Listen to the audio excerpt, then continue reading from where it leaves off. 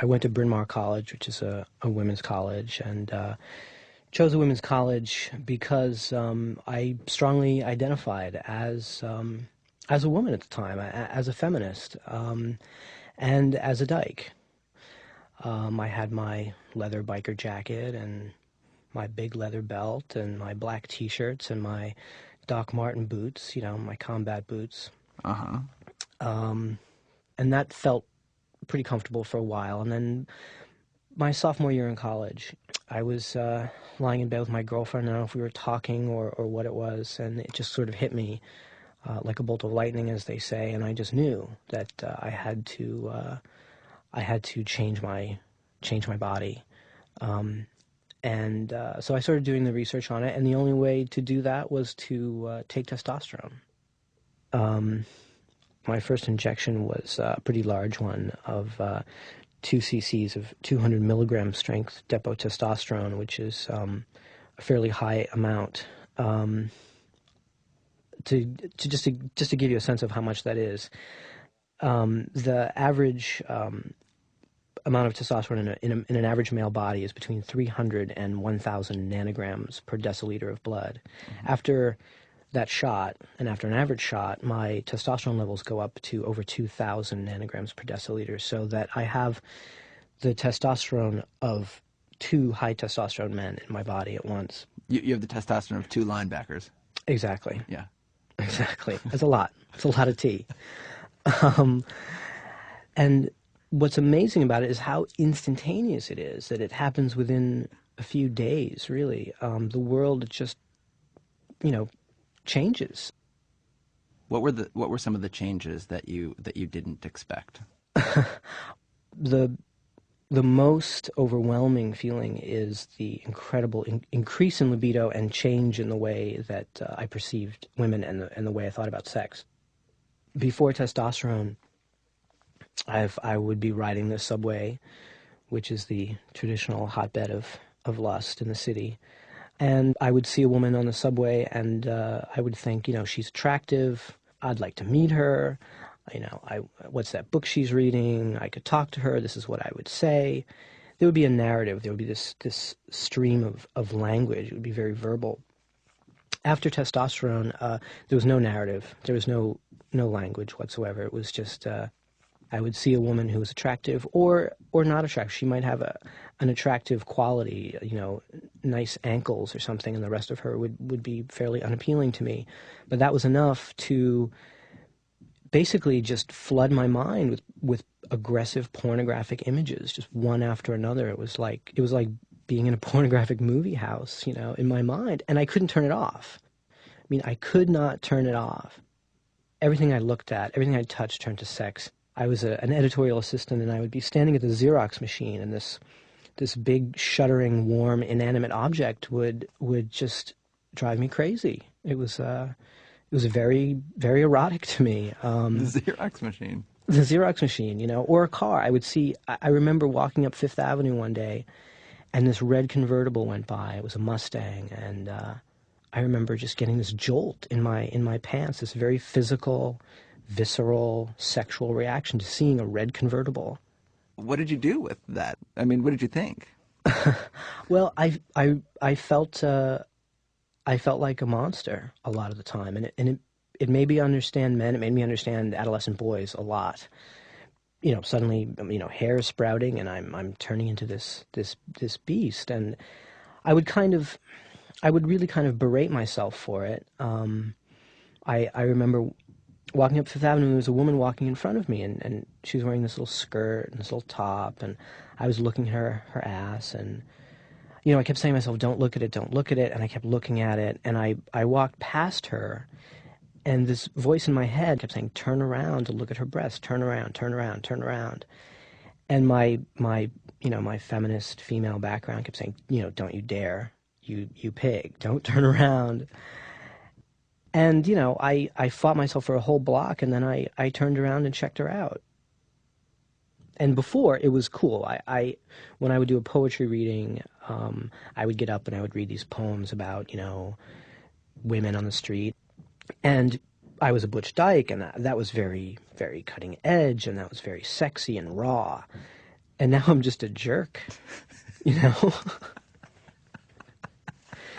So I do feel like I've lost this edge, this nice sort of avant-garde kind of, and I've gotten into a lot of arguments with women friends, coworkers who did not know about my past as a female. I call myself a post-feminist, and I had a woman say, "You're not a post-feminist, you're a misogynist." And I said, that's impossible. I can't be a misogynist. And I couldn't explain to her, you know, how I had come to this point in my life. And to her, I was just a misogynist. And that's unfortunate because it's a lot more complicated than that. I'll say. Wow. Testosterone didn't just turn you into a man, it turned you into Rush Limbaugh. I know. I was not expecting. That I was not expecting. So I had to relearn how to talk to women. And I had to learn how to rephrase things, how to hold my tongue on certain things. And I'm not very good at it, so I get in trouble. That is so fascinating that because I mean, as a man, I think from the time I went through puberty, I feel like that's something that I've been learning to do is in a certain way is just figure out like how to say things without getting myself in trouble. Right. Yeah, yeah. It's like I would not have thought that you would have had that problem. Mm-hmm, right. Because I should know better or something. Or something. Are there other ways that you like other than the visual and other than the libidinal? Are there other ways that you feel like testosterone has altered the way you feel or perceive? Something that happened after I started taking testosterone, I became interested in science. I was never interested in science before. No way. Come on. Are you serious? I'm serious. I'm serious. Now, You're just setting us back 100 years, sir. I know I am. I know. I mean, again, I have to have this caveat in here. I cannot say it was the testosterone. All I can say is that this interest happened after T. There's BT and AT, and this was definitely after T. And I became interested in science. I found myself understanding physics in a way I never had before. It's true. It's true. Wow. I did. How about in the way you feel things and in the way you perceive of your feelings? Is there any change there? I have a hard time crying. Before testosterone, it was great to if I was frustrated, angry, or sad, have a good cry. You'd feel better afterwards. And I do wonder if there isn't a chemical component behind it because I now have a hard time doing it. And it's very frustrating. And what I will do is when I feel that pressure build up, I'll go into my room, I'll close the door, and force myself. I have to force myself to cry. And the quality of the crying is different than the quality of the crying was before T. It's very dry. I find myself sort of moaning and sobbing, but with very little tears. You've answered a lot of questions for us today. And reinforced a lot of stereotypes that we've almost dispelled with. I know I have. I know. Did you have an idea of what kind of man you were going to be before the transition? This is my model. Who was it? I used to watch a lot of Beverly Hills 90210, and Jason Priestley was like my ideal, at least, sort of physically. I mean, I wanted sideburns so bad, and that was the first facial hair that came in. I got these beautiful sideburns. So it was sort of like the James Dean, Jason Priestley kind of model, I think. That didn't quite materialize. I was better at that as a dyke than I am as a man, I have to say. And is that how do you feel about it? Is that like sort of a? It's a bit of a disappointment.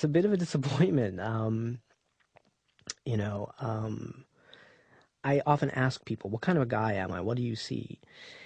And unfortunately, people often respond that they see a nerd, which I never was before. I was always really kind of cool and and popular and hip and whatever. And now I'm 5'4", and I work out, but I'm not real muscular, and I'm pretty small. I'm pale skinned, and my hair started to thin, and I've got glasses. And of course, I'm also, I'm the sensitive guy now. I used to be, the butch dyke, and I was seen as very aggressive, and I was more masculine in many ways, outwardly anyway, before testosterone. And now I don't have to prove anything, so I can sort of lay back and talk with my hands, and um, all that stuff that you're not supposed to do.